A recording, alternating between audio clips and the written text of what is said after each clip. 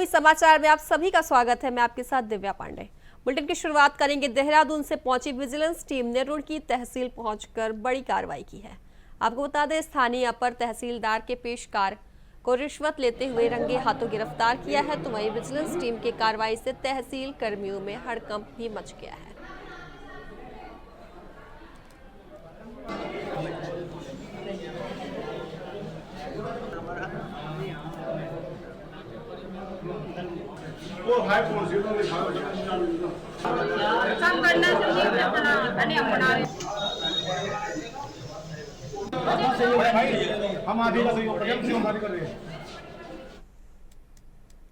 तो वही हल्द्वानी के गौलापार सुल्तान नगरी में बिजली विभाग के कनेक्शन पर रोक लगाए जाने को लेकर आज ग्रामीणों ने प्राधिकरण कार्यालय के बाहर प्रदर्शन कर प्रशासनिक कार्रवाई पर आक्रोश व्यक्त किया है। तो प्रदर्शन कर रहे ग्रामीणों का कहना है कि प्राधिकरण के नाम पर ग्रामीणों को बिजली, पानी, सड़क को लेकर कोई सुविधाएं नहीं मिल रही हैं। जहां उन्होंने प्राधिकरण की कार्रवाई पर सवाल खड़े किए हैं, तो वहीं उनका कहना है कि सुल्तान नगरी में वे कई सालों से रह रहे हैं और आज उन्हें बिजली के नए कनेक्शन नहीं दिए जा रहे हैं।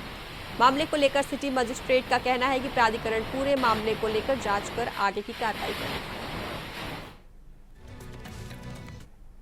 अरे हम आए हैं, रोड नहीं, पानी नहीं, बिजली नहीं है, मालिकाना हक नहीं। 4 पीढ़ी हमारे हो गए, अब कब मिलेंगे हमको? कब मिलेंगे?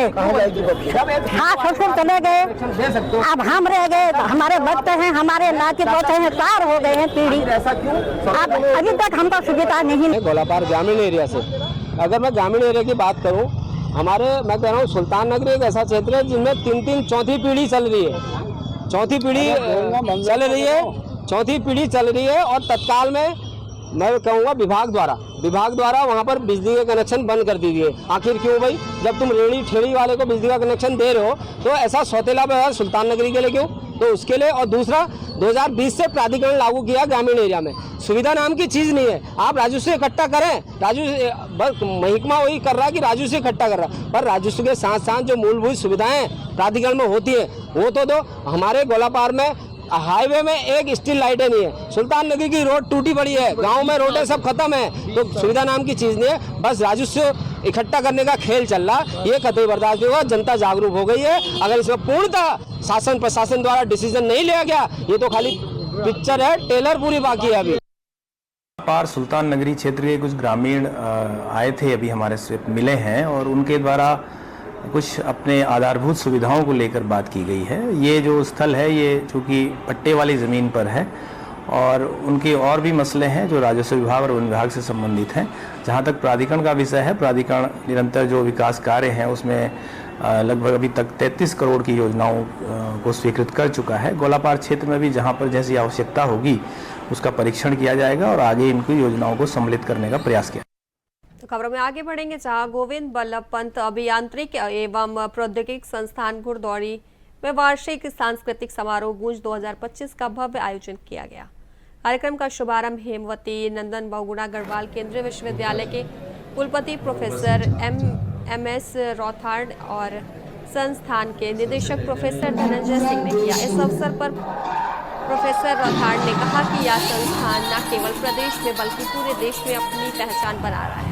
उन्होंने छात्रों को कठिन परिश्रम और समर्पण के साथ संस्थान को नई ऊंचाइयों पर ले जाने का आह्वान किया।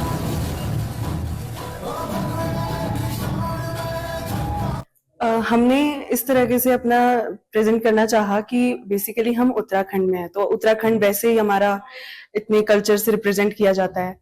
तो हम चाहते थे कि एक कल्चर नहीं, बाकी बहुत सारे कल्चर हम दिखा पाए अपने फेस्ट में।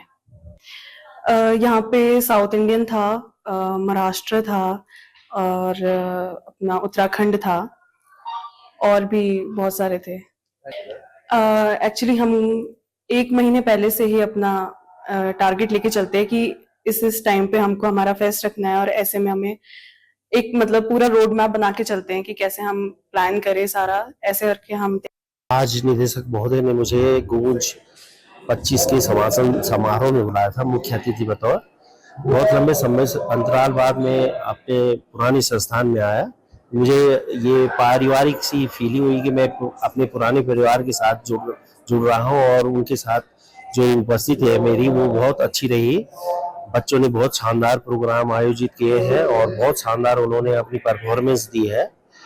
और मुझे ये देखकर बहुत खुशी हुई कि बहुत सारी फैकल्टी शोध पत्रिकाओं में अपने शोध को प्रकाशित कर रहे हैं। एक भव्य स्वरूप और विराट स्वरूप कॉलेज का हो गया है। इससे मुझे बहुत ही आत्मीय आनंद हुआ है और आने वाले समय में ये उत्तराखंड का एक अग्रणी इंजीनियरिंग कॉलेज होगा, ऐसी मेरी आशा है। सभी लोग यहाँ बहुत इस कार्य के लिए तो वहीं हल्द्वानी में जिला प्रशासन ने सड़क चौड़ीकरण और चौराहे चौड़ीकरण के बाद हैंड खान से पनियाली रोड तक नहर और सड़क पर अतिक्रमण चिन्हित करना शुरू कर दिया है।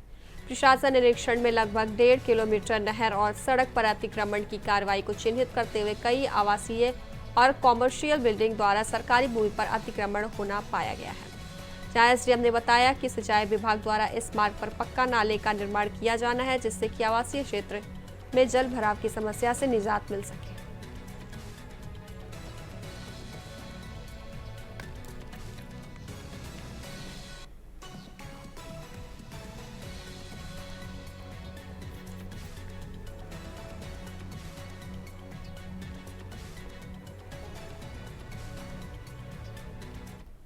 चौराहे के आसपास विक्टोरिया नाले का वर्तमान में सिंचाई विभाग के द्वारा निर्माण किया जा रहा है, जिसमें कि वन चौकी की तरफ से जो बरसात में नाला आता है वो नाला आगे जाते हुए आपका चौपला चौराहे से आगे बढ़ता है, जहाँ पे कि कई व्यक्तियों के द्वारा सड़क की भूमि पे जो नाला प्रभावित होता था वो सड़क की भूमि में अतिक्रमण करते हुए निर्माण किया गया, जिससे कि नाला वर्तमान में अवरुद्ध हो गया है। बरसात में निकासी न होने के कारण जल भराव की स्थिति बन जाती है और कई आवासीय परिसर में जल भराव भी होता है।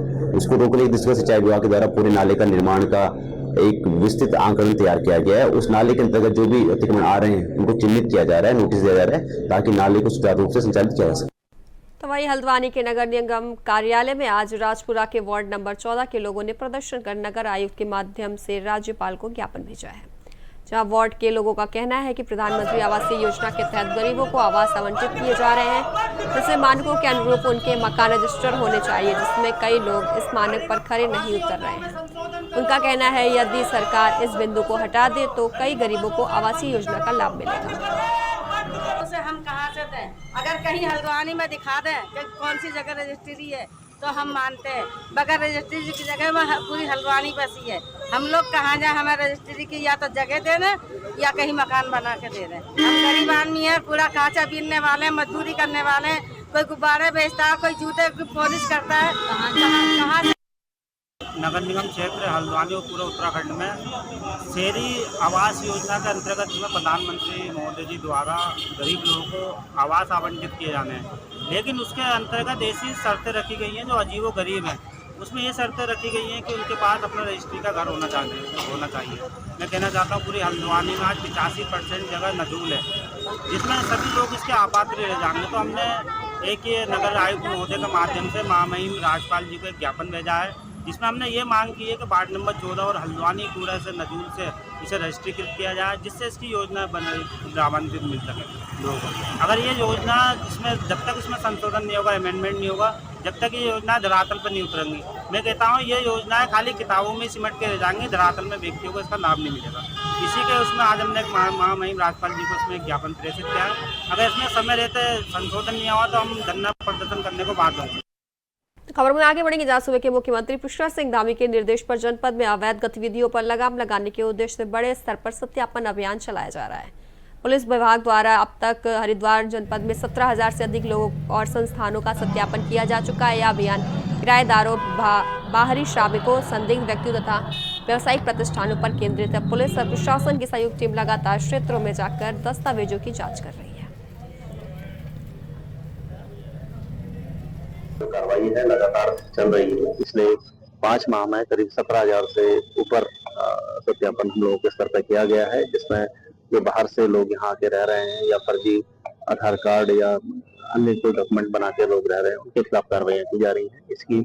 इसमें सफलताएं भी हमें मिली हैं, जिसमें बांग्लादेशी महिला जो नाम बदल के रह रही थी, अपनी पहचान छिपा के उनकी भी इसमें आइडेंटिफिकेशन हुई, साथ में अन्य लोग भी इसमें कई पकड़े गए हैं। ये एक अच्छा अभियान है जो सिटी और देहात दोनों में बराबर रूप से चलाया जा रहा है। मैं सभी लोगों से, हमारे हरिद्वार के सभी वासियों से आह्वान भी करता हूँ, अगर कोई भी संदिग्ध व्यक्ति या कोई भी संदिग्ध आपको नजर आता है तो उसमें पुलिस का तो खबर रुड़की से है, जहां मंगलौर कोतवाली क्षेत्र के गांव हरजोली जट में शादी समारोह में फायरिंग करना भारी पड़ा है। बता दें आपको, मंगलौर पुलिस ने तत्काल कार्रवाई करते हुए आरोपी दीपक को गिरफ्तार कर लिया है। साथ ही 315 बोर का तमंचा भी बरामद कर लिया है।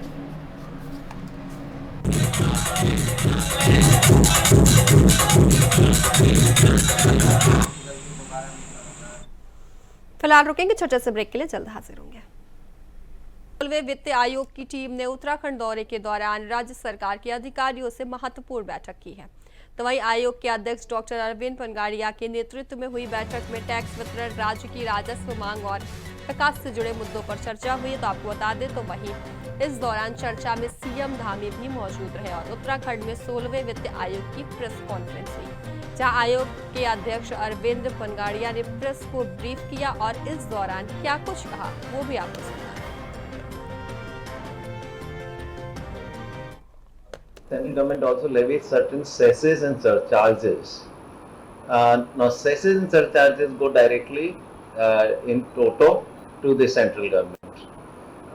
But the remaining large part of the taxes, including the income tax, the CGST, the share of the central government in the GST, corporation tax, custom duties, these are all become part of what is called the divisible pool. This divisible pool is shared between the central government and the state governments. This is where the Finance Commission comes in. So every 5 years, a Finance Commission is appointed, and it is asked to make recommendations on how this divisible pool should be divided between the central government and the state government.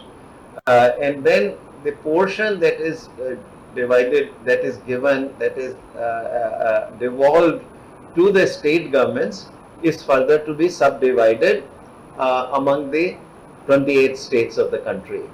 And so the Finance Commission is charged with recommending both how the overall divisible pool should be divided between center and states, and then whatever is the state share in the divisible pool, how should that be divided among the states. Finance Commission is also asked to make recommendations on some of the grants. These are grants that come not out of the divisible pool, but they come out of the budget of the central government, or what is called the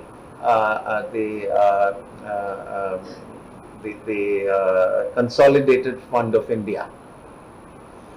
These are some of these grants are local body grants to panchayats, and grants to the urban local bodies, the municipalities and other municipal bodies. And then there are grants also for disaster relief. These are also going to come. These also come from the Consolidated Fund of India. Occasionally, or sometimes, the Finance Commissions also make some sector-specific grants, maybe related to health, related to education, things like that, and sometimes also state-specific grants, which may be grants to a particular state. So those are the decisions, or those are the recommendations that the Finance Commission makes. Generally, the tradition has been that at least on matters of devolution, meaning the division of the revenues between center and states, and the division among the states, that is generally honored. The recommendations of the commissioner have been all for the last 15 commissions. This is our commission is the 16th. So the recommendations of all the past 15 commissions have been honored by the central government and the parliament, and they have been implemented. Likewise on local body grants and the disaster relief grants also, they have been in the past always accepted. This commission was appointed, it was announced in the towards the end of the year 23, but we were appointed in the early part of the 2024, but we started functioning as a commission in February or March. But then soon after the model code of conduct kicked in because of the parliamentary elections that were forthcoming. तो वही खबरों में आगे बढ़ेंगे, जहां मुख्यमंत्री पुष्कर सिंह धामी ने मुख्यमंत्री आवास में उत्तराखंड दौरे पर आए 16वें वित्त आयोग के अध्यक्ष डॉक्टर अरविंद पनगाड़िया के नेतृत्व में आयोग के प्रतिनिधि मंडल का स्वागत और अभिनंदन किया। आपको बता दें, 16वें वित्त आयोग के अध्यक्ष डॉक्टर अरविंद पनगाड़िया के नेतृत्व वाली इस टीम में आयोग सदस्य एनी जॉर्ज, मैथ्यू, मनोज पांडा, सौम्या कांति घोष, आयोग के सचिव ऋत्विक पांडे, तो वहीं संयुक्त सचिव के मिश्रा, संयुक्त निदेशक पी अमृतवर्षिणी उपस्थित थे।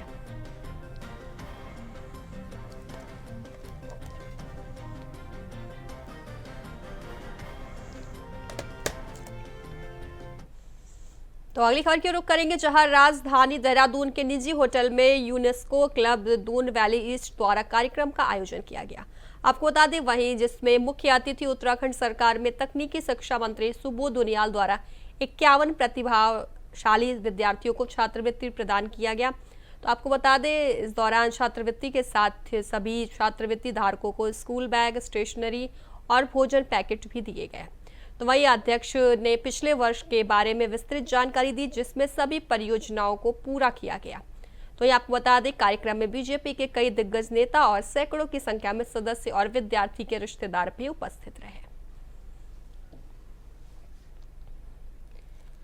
क्लब दून वैली ईस्ट पिछले कई वर्षों से, क्योंकि मुझे भी पिछले 22-23 वर्षों से इनके कार्यक्रमों में आने का अवसर मिला, और जिस तरह से इन लोगों के अंदर समाज में ये सारे डॉक्टर्स, इंजीनियर्स और बड़े व्यापार से जुड़े हुए लोग, जिस तरह समाज में गरीब बच्चों की मदद करना, ब्लड डोनेशन कैंप के साथ हेल्थ कैंप लगाना, अपने आपस में एक जो क्लब के मेंबर्स हैं उनके बीच में बड़ा सौहार्दपूर्ण उनके बीच में आपस में मेलजोल रहे, इन तमाम चीज़ों को लेकर मनोरंजन से लेके आम आदमी के स्वास्थ्य की चिंता से लेके देश के भविष्य के जो हमारे नौजवान बच्चे हैं, इन बच्चों को, जो निर्बल वर्ग के बच्चे हैं, उनको किस तरह से मदद देकर अपने बच्चों को भी इंस्पायर करने का काम करते हैं, पर पुरस्कार करके कि बच्चे और आगे बढ़ने की भावना उसके अंदर पैदा हो। तो एक बहुत अच्छा काम, और आज आवश्यकता है कि इस तरह के काम करके समाज को प्रेरणा देने का काम किया जाए। और यूनेस्को क्लब के मैं इसके लिए बहुत बधाई देता हूँ। कई वक्तों से, क्योंकि फाउंडर मेंबर सुरेश गोयल जी इसके थे, और मैं आज देख रहा हूँ कि आज दूसरी जनरेशन इन्हीं लोगों की दूसरी जनरेशन ने भी इसमें भाग लेना प्रारंभ किया। तो एक ये अनएंडिंग जो कार्यक्रम में चला रहे हैं, निश्चित रूप से ये लोगों को लगातार प्रेरणा देने का काम करेंगे। हर साल हम लोग अपना एनुअल फंक्शन मनाते हैं। इसमें हम 51 बच्चों को, 51 बच्चों को स्कॉलरशिप देते हैं, और जो मध्यम वर्ग के बच्चे, हमारे गरीब वर्ग के बच्चे आते हैं, जैसे कोई धोबी है, कोई वो है, उन सबको देते हैं। इसमें हम थोड़ा कैश देते हैं, प्लस एक बैग देते हैं, उसमें पेंसिल बॉक्स देते हैं, उसमें फूड आइटम देते हैं। ये हर साल हम ये लोग ये करते हैं। फिर हम लोग ट्री प्लांटेशन भी करते हैं, हेल्थ अवेयरनेस कैंप भी करते हैं, और काफ़ी चीज़ें कुछ ना कुछ हर महीने कुछ ना कुछ करते रहते हैं। यूनेस्को क्लब का ये हमारा एक वार्षिक प्रोग्राम है, जिसमें हम 51 बच्चों को छात्रवृत्ति देते हैं।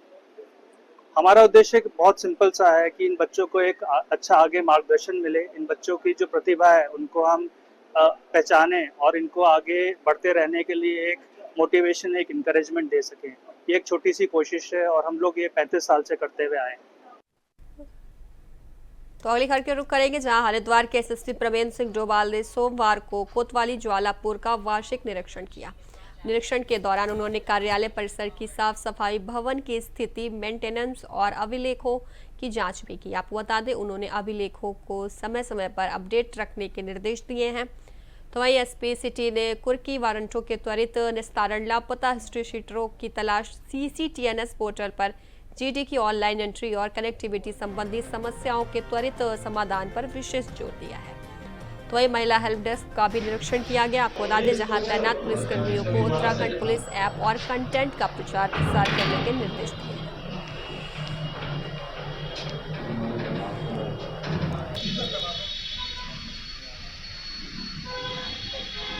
निरीक्षण मेरे द्वारा किया गया है। इसमें थाने के रख रखाव, हमारे कर्मचारी किस स्थिति में रहते हैं, उनकी वर्किंग कंडीशन कैसी हैं, और किस तरीके से थाना जो है शिकायतों के निराकरण के लिए और जो भी योजनाएं पेंडिंग चल रही हैं उनकी योजनाओं के सफल निस्तारण के लिए किस तरीके से वर्क कर रहा है, इस सारी ही चीजों को, इनकी जो कार्य क्षमता है, इनकी जो कार्य पद्धति है, उनको परखा जाता है, उनको देखा जाता है और अगर इसमें कोई सुधार की जरूरत है तो उनको बताया जाता है। और अगर मान लीजिए कि कोई ज्यादा कहीं पर कोई दिक्कत परेशानी आ रही है या हमारे पुलिस ऑफिसर स्तर पर किसी को कोई प्रॉब्लम है उसको भी इसमें देखा जाता है, तो सभी की समीक्षा की जाती है। सर, महिला जो डेस्क है, महिला ऑफिसर्स के लिए, जो लेडी अफसर हैं उनके लिए एक अलग रूम का आज उद्घाटन के द्वारा कराया गया था और ये एक अच्छी पहल है। इसमें माननीय सांसद यहाँ पर नरेंद्र बंसल साहब, उनके द्वारा प्रत्येक थाने में इस प्रकार से महिला डेस्क के लिए धन आवंटन किया गया था, उसी का उसमें ये कार्रवाई। तो अगली खबर की रुख करेंगे, जहां उत्तराखंड सरकार लगातार गायों के संरक्षण और देखभाल के लिए कार्य कर रही है। आपको बता दें, मुख्यमंत्री पुष्कर सिंह धामी की सरकार में गायों को बेहतर जीवन और गायों के संरक्षण के लिए कार्य कर रहे विभिन्न एनजीओ को भी प्रोत्साहन दिया जा रहा है। बता दें, प्रदेश की धामी सरकार लगातार गौवंश के संरक्षण और देखरेख के लिए देश में बेहतरीन कार्य कर रही है। तो वहीं देश में सबसे अधिक गायों को देने वाला शुल्क 80 रुपए प्रति गाय उत्तराखंड सरकार द्वारा दिया जा रहा है। आपको बता दें, सरकार की नीतियों से गायों के संरक्षण कर रहे विभिन्न संगठनों को भी मजबूती देने के कार्य किया जा रहा है। वहीं उत्तराखंड सरकार द्वारा ग्राम गौ सेवक योजना प्रदेश में चलाई जा रही है। तो वहीं इस योजना के तहत शहरों में आवारा घूमने वाले गौवंशीय पशुओं को शहरों के आसपास के ग्रामीण इलाकों में रहने वाले ग्रामीण गोद ले सकते हैं और इन पशुओं को पाल सकते हैं।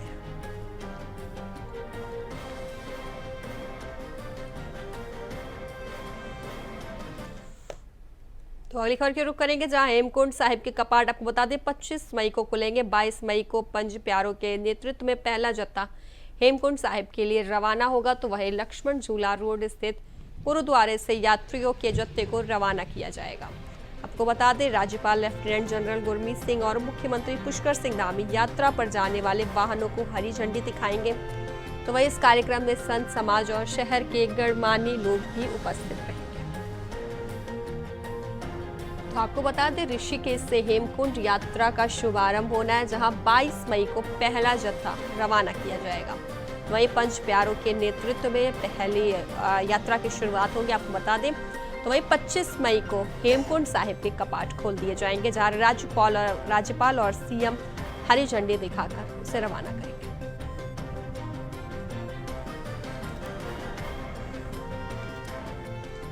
तो वहीं उत्तराखंड के मुख्यमंत्री पुष्कर सिंह धामी ने भ्रष्टाचार को लेकर जीरो टॉलरेंस की नीति का बड़ा संदेश दिया। आपको बता दें, उत्तराखंड में पिछले 3 सालों में 150 से ज्यादा भ्रष्टाचारी कर्मचारियों अधिकारियों को जेल पहुंचाने का काम किया गया है। तो वहीं मुख्य कोषाधिकारी से लेकर IAS, IFS इंजीनियर और GST कमिश्नर लेवल के अधिकारी भी अब तक जेल भेजे जा चुके हैं। बता दें आपको, मुख्यमंत्री पुष्कर सिंह धामी का साफ कहना है कि प्रदेश में भ्रष्टाचार को किसी कीमत पर बर्दाश्त नहीं किया जा सकता है। किसी भी विभाग की अगर शिकायत मिलती है तो उसे तुरंत कार्रवाई के निर्देश दिए गए हैं। किसी भी कीमत पर प्रदेश में भ्रष्टाचार को बर्दाश्त नहीं किया जाएगा। ये हमारा संकल्प है और इस संकल्प को लेकर हम आगे बढ़ रहे हैं, क्योंकि राज्य हमारा ये देवभूमि है। देवभूमि में सभी व्यवस्थाएं पारदर्शी तरीके से चलनी चाहिए, पारदर्शी शासन होना चाहिए, भ्रष्टाचार मुक्त होना चाहिए। उसको लेकर ये अभियान हमने प्रारंभ किया है और ये अभियान और तेज़ गति से चलेगा। जहाँ भी शिकायतें मिलेगी उसके लिए हमने 1064 टोल फ्री नंबर की व्यवस्था की है। हमारा जो विजिलेंस डिपार्टमेंट है उसको जो है रिवॉल्विंग फंड भी हमने उपलब्ध कराया है, जिससे कि उनको अपने काम करने में किसी प्रकार की परेशानियां न हो। आगे जहाँ भी और इस प्रकार की शिकायतें आएंगी, जनता की अपेक्षाएं जहाँ हैं वहाँ पर इस प्रकार की कार्रवाइयाँ तेजी से होंगी। माननीय मुख्यमंत्री जी के स्पष्ट निर्देश हैं कि इस तरह की जो गतिविधियां हैं, भ्रष्टाचार हो रहा है, उसको किसी भी दिशा में बर्दाश्त नहीं किया जाएगा और काफ़ी सारी कार्रवाई जो है इसमें विजिलेंस डिपार्टमेंट के द्वारा की जा रही है। और कल भी माननीय मुख्यमंत्री जी ने ये निर्देश दिए थे कि इस कार्रवाई को सतत रूप से जारी रखा जाए और इसमें और तेजी और इसको और प्रभावी ढंग से किया जाए। आप सब लोगों का बहुत बहुत धन्यवाद। तो ये खबरों में आगे बढ़ेंगे, जहां देहरादून में सेवा योजन कार्यालय की ओर से 31 मई 2025 को रोजगार मेले का आयोजन किया जाएगा। आपको बता दें, यह क्षेत्रीय सेवा योजन कार्यालय में आयोजित होगा। तो वहीं इस बृहद रोजगार मेले में 38 कंपनियां आएंगी जो लगभग 1000 वैकेंसी के लिए योग्य पात्रों का चयन करेंगी। तो वहीं क्षेत्रीय सेवा योजना अधिकारी देहरादून मुकेश प्रसाद ने बताया है कि जो भी रोजगार मेले में भाग लेना चाहते हैं वो अभ्यर्थी क्षेत्रीय सेवा योजना कार्यालय देहरादून में आकर पंजीकरण करवा सकते हैं। साथ ही दूर दराज से आने वाले अभ्यर्थी ये रोजगार मेले के दिन भी पंजीकरण कर सकते हैं। मैं मुकेश प्रसाद रोयाल सेवा योजना अधिकारी क्षेत्रीय सेवा योजना कार्यालय में कार्यरत हूं और क्षेत्रीय सेवा योजना कार्यालय की ओर से दिनांक 31 मई 2025 को एक बृहद रोजगार मेले का आयोजन किया जा रहा है, जिसमें अभी तक 38 कंपनियों के द्वारा लगभग 1000 पदों के लिए विभिन्न सेक्टर के जो कंपनियां हैं उनके लिए नियुक्ति दी जाएंगी। इस रोजगार मेले में कक्षा 8 से लेकर के और स्नातकोत्तर तक के सभी शैक्षिक योग्यता और प्रशिक्षण योग्यता रखने वाले जो कैंडिडेट हैं उनके लिए अवसर उपलब्ध। तो फिलहाल देवभूमि समाचार में अभी के लिए बस इतना ही। बने रहिए इंडिया वॉइस के साथ। नमस्कार।